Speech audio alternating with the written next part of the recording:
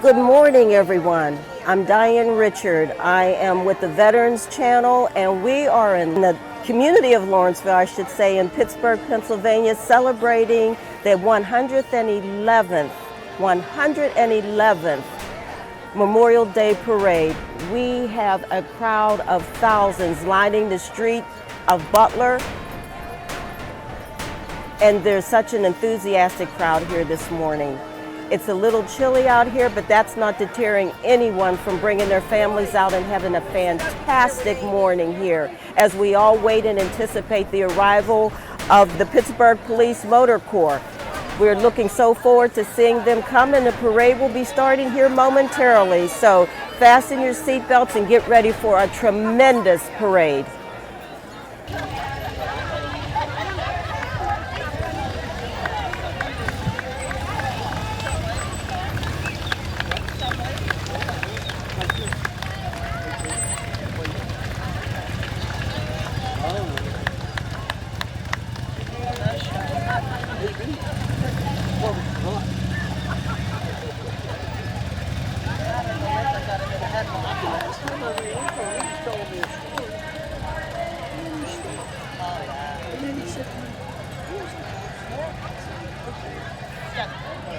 Oh, I'm sorry.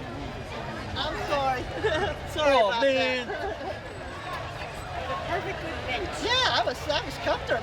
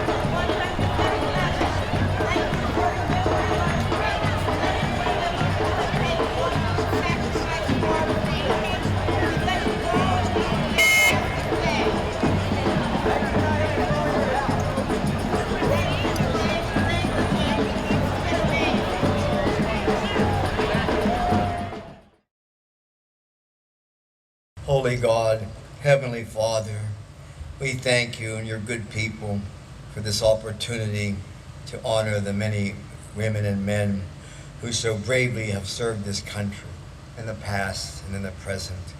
As the Colonel said, with the poppies, with the stars of David, with the crosses over their graves, they who gave everything for us. We ask you to heal our wounded warriors, returning home broken, oftentimes broken and in pain. Bless them, restore their souls, heal their bodies, comfort their spirits. Holy God, we ask you to bless the families of our military who stay behind as their loved ones go into battle often. Keep them safe and provide for their needs. May we honor you, Lord, and all those who have served, as your word says, to use our freedom to live good, holy, righteous lives. We offer our prayers to you this Memorial Day and every day for them. In the name of the Holy God, the lover of our souls, amen. Pittsburgh Firefighter Band.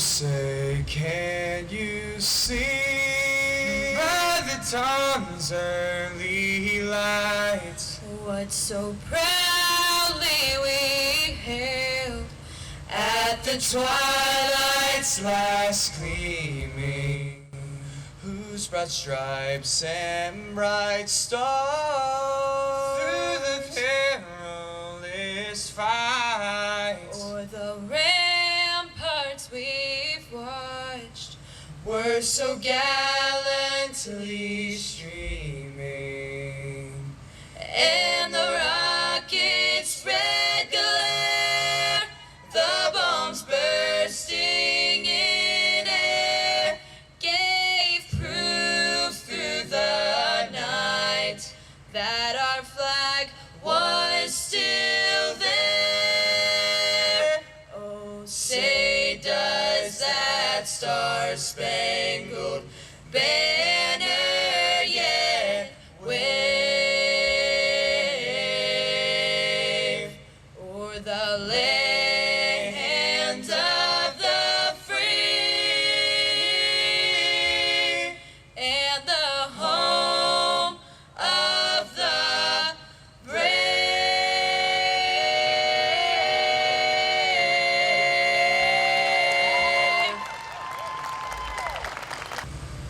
Headquarters, Grand Army of the Republic, Washington, D.C., May 5th, 1868.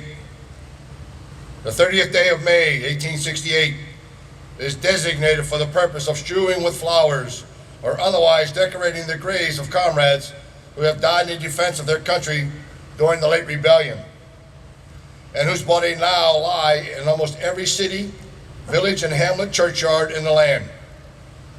In this observance, no form or ceremony is prescribed, but post and comrades will in their own way arrange such a fitting service and testimonials of respect as circumstances may permit. Let us then, at the time appointed, gather around the sacred remains and garland the passionate mounds above them with the choicest flowers of springtime. Let us raise above them the dear old flag they save from dishonor. Let us at the solemn presence renew our pledge to aid and assist those whom they have left among us as sacred charge upon the nation's gratitude. The soldier and the sailors, widow and orphan. Allegheny Cemetery has several distinctive Civil War veterans who are entombed here in this cemetery. I'm going to read off their names and the locations. The Medal of Honor recipients: Brigadier General Alfred Pearson, born in Pittsburgh, died January 6, 1903. He's buried in Section 2, lot number 70. Medal of Honor recipient Colonel Alan Bakewell, born in Pittsburgh, died March 19, 1919. Buried in Section 13, lot 59. Medal of Honor recipient John Kiddig, Corporal John Kiddig, born in Pittsburgh, died November 17, 1869. Buried in Section 31, right over here. Medal of Honor recipient Archibald Rowland Jr., born in Allegheny City, now the north side of Pittsburgh, died December 15, 1913. He's buried in Section 23, lot number 62. We also have some distinctive generals buried here, and these are all just Civil War veterans. Major General Alexander Hayes, born in Franklin, PA, and was killed in action on May 5, 1864, in the Battle of the Wilderness. His grave is in Section 8, lot number 149. Brigadier General Conrad Jackson, born in Berks County, PA. He was killed in action also December 31st, 1862, in the Battle of the Fredericksburg. His grave is in Section 31, lot number 70. Brigadier General Frederick Collier, born in Lancaster, PA, died October 1906 at 80 years of age, and he is buried in Section 29, lot 32. Major General James Negley, born in Pittsburgh, died August 7, 1901. He is buried in Section 19, lot number 23 and 24. Brigadier General Thomas Riley, born in Pittsburgh, died April 14, 1892. Buried in Section 7, lot number 102. Brigadier General Jacob Switzer, born in Fayette County, PA, died November 7, 1888. Buried in Section 4, lot number 10. And Brigadier General David H. Williams, born in Otsego County, New York, died June 1st, 1891, and he's buried in Section 167, lot number 5. So as you go through the cemeteries, not just today, but any day, and you come across their graves, give them a salute. And I thank you very much. Ladies and gentlemen, the President of Allegheny Cemetery, Mr. Dave Michener. Good afternoon, ladies and gentlemen. Thank you for attending the Memorial Day Remembrance Service at Allegheny Cemetery Veterans Monument. First, there are some people I'd like to thank. Roger Galbraith and our entire maintenance crew for preparing the cemetery to look its best this Memorial Day. Secondly, to the parade staff volunteers for all of their planning and organizing to carry on this traditional public show of respect and community spirit. Lastly, and most importantly though, I would like to ask all the veterans here with us today to step forward and raise your hand so the citizens of this city can show you our generous appreciation. In the 2005 commencement speech by famous Pittsburgh author David McCullough, he stated, "The laws we live by, the freedoms we enjoy, the institutions we take granted for, are all the work of others who went before us. How can we not want to know about the people who have made it possible for us to live as we live, to have the freedoms we have, to be citizens of this greatest of countries? It's not just a birthright. It is something that others struggled and strived for, often suffered for, often were defeated for and died for the next generation, for us." Look around here today. This cemetery, which celebrates its 175th anniversary, holds the stories, the struggles, and strife of thousands of veterans. Whether they died in battle, survived their mission with lifelong internal and external scars of war, or retired with honors from their service until the end of their days. Each one has a story that should be known and retold for generations. And if we are unable to do so, then the least we should do as citizens, for it should be our duty, is to continue to gather in a solemn remembrance, and there could be no better place than right here. As you walk back to your homes and leave this sacred ground, tread softly upon these graves. Pause at a memorial. Read a name. Observe their military rank. Straighten their windswept flag. But most of all, touch their memorial and quietly acknowledge them with your appreciation. Most importantly, though, instill in the hearts and minds of your children and grandchildren that they must do the same. For this service that we hold here today marks the 150th remembrance service at Allegheny Cemetery, acknowledging and commemorating the generations of military service to our country. It is our duty to see that this continues for generations yet to come. Thank you, and God bless this country. Okay, I'm going to introduce a gentleman that I'm sure everybody out around Lawrenceville knows him, Mr. Jimmy Need. Thank you, everybody. It was my extreme honor today to be chosen as the Grand Marshal of the Parade and assist Diane Richard, who did a great job in the booth that we're announcing the parade at. She did a great job. Thank you, Diane. Now it's my extreme pleasure to announce the keynote speaker today, a gentleman that I knew since I joined ROTC, that was during the Vietnam War era, at Duquesne University, and we had a military fraternity called Arnold Air Society. It was like the Greeks, but it was more militaristic. Hell Night was really hell. And the gentleman I'm going to introduce, he was my big brother in the fraternity, and that was back in 1969, so it's 50 years, and he's been my big brother through all those years, and he's always been there when I needed him. And I watched his career in the Air Force bloom. He went from a second lieutenant, working on maintenance B-52 planes, and he volunteered to go over to Vietnam and he even flew on missions that the maintenance officer doesn't have to fly on. He went up on the plane and patched it up and kept it going. He's a man of integrity, guts, and just a dear, dear friend. And he rose to his final job in the military. He was group logistics director for all special forces. They don't pick any guy to have that job, the best of the best. And one of my best friends, my best friend, Colonel David Rawhecker, United States Air Force.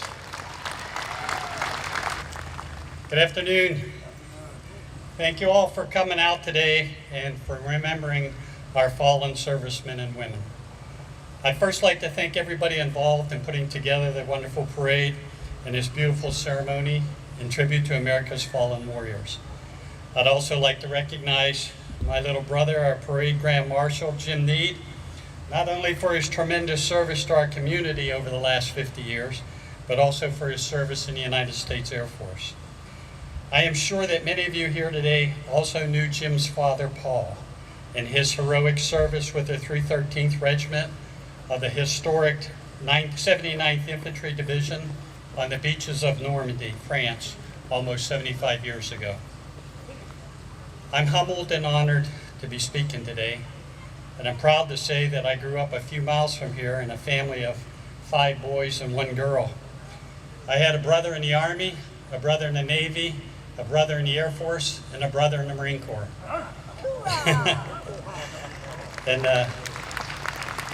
and myself, a second in the Air Force with 30 years, and a sister who supported us all. When I was first contacted to see if I'd be interested in saying a few words today, I thought there were so many more deserving veterans from the community who should be recognized with this honor. Then I began to think of the thousands of men and women who gave their lives for my freedom. And then I thought to myself, am I hesitating? The brave men and women who gave their lives never hesitated. I immediately called back and said that I'd be honored to speak today. I think in those few minutes of my reflections, I was overcome with the images of the sacrifice of those military members who gave their lives for me to even be here today. Can you imagine the courage and devotion to duty of the United States Navy sailors who immediately responded to their ships at Pearl Harbor on Sunday, 7 December 1941, and the thousands of sailors who lost their lives in the Battle of Leyte Gulf in the Philippines, or the armada of 700 Navy ships and landing crafts that participated in the Normandy landing, not to mention the heroic service of the Navy SEALs in the Gulf War. Can you imagine the courage of the United States Marines who sacrificed everything on Iwo Jima, and their hardened stance of thousands of Marines who died in the fierce fighting in Belleau Wood and the Battle of the Frozen Chosin Reservoir in Korea, the siege at Khe Sanh in Vietnam, and most recently in the Battle of Fallujah in Iraq? Can you imagine the courage of the Army infantrymen and paratroopers who faced stark terror of death as they disembarked from their landing craft or jumped from their aircraft on D-Day? 7,000 Americans lost their lives that day, not to mention the extreme sacrifices in the Battle of the Bulge, and earlier in history when 26,000 Army soldiers lost their lives in the Battle of the Argonne Forest in World War I. Army bravery was also prominent at the Battle of Hue City and La Drang, Vietnam, as well as for those who fell in Operation Desert Storm and Enduring Freedom in Iraq and Afghanistan. Can you imagine the courage of the United States Air Force Airmen who gave their lives in protecting our freedom?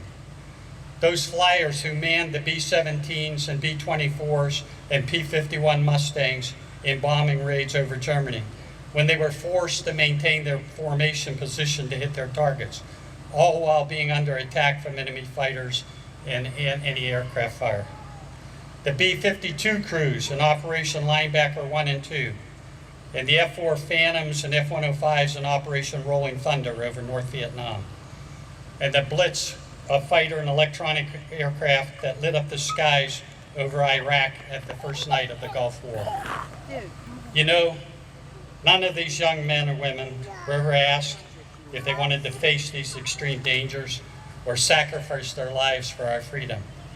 But they never flinched because they knew it was their duty, and they answered the call to preserve our freedom. In the Civil War, 620,000.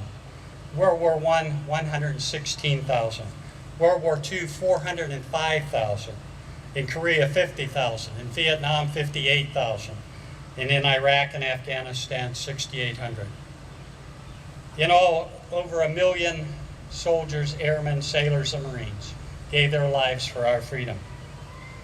But these are not the only casualties of our many wars. Both the Gold Star wives and Gold Star mothers and families who lost a service member also suffered. Brothers, sisters, aunts, uncles, parents, and grandparents all felt the loss. How could anyone bear the pain of Mrs. Thomas Sullivan, who was told that all 5 of her sons were killed in the sinking of their naval cruiser, Junio, during World War II? And I'm sure most of you also remember the movie Saving Private Ryan, which was depicted the real-life story of saving the sole survivor of the Nyland family, who lost 3 other sons in combat. These men and women will never see their children off to their first day of school, or will they be there for high school proms and graduations. They missed all the birthday parties, the holidays, and the celebrations of those they loved so much.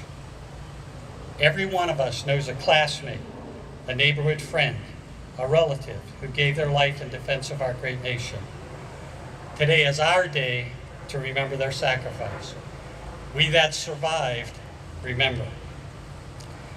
Today is Memorial Day, first instituted as Decoration Day to honor the dead of the Civil War, and later changed to Memorial Day. Today, we honor all those who sacrificed their lives for our freedom.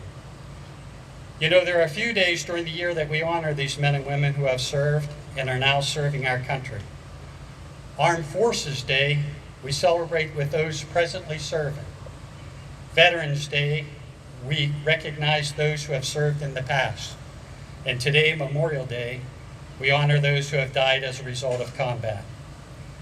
These holidays all have different meanings, but they are inextricably linked by the camaraderie and devotion to duty of all the men and women who have proudly and fearlessly worn the military uniforms of our country.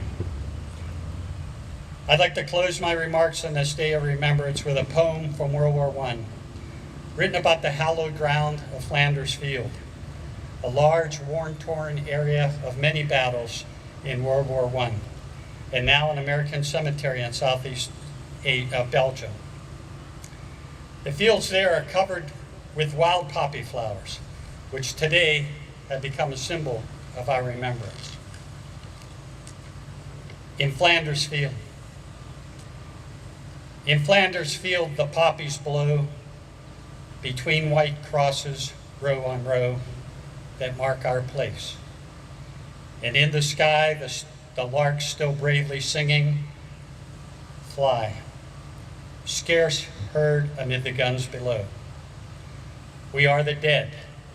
Short days ago we lived, felt dawn, saw sunset glow, loved and were loved, and now we lie in Flanders Field. Take up our quarrel with the foe. To you from failing hands we throw the torch. Be yours to hold it high. If you break faith with us who die, we shall not sleep, though poppies grow in Flanders Field. Thank you.